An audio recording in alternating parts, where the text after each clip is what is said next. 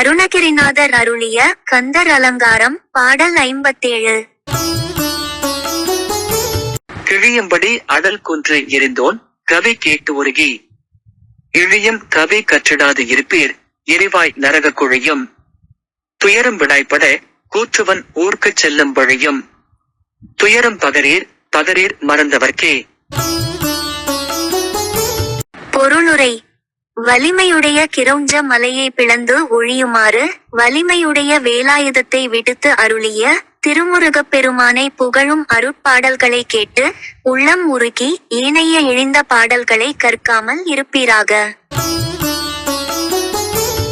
நெருப்புடன் கூடிய நரக குழியையும் அதனால் அனுபவிக்கக்கூடிய துன்பத்தையும் நீரில்லாத வழியே சென்று தவித்து யமனுடைய ஊருக்கு போகின்ற கொடிய வழியையும் அதனால் உண்டாகும் துன்பத்தையும் மறந்தவர்களுக்கு மீண்டும் சொல்லுங்கள்.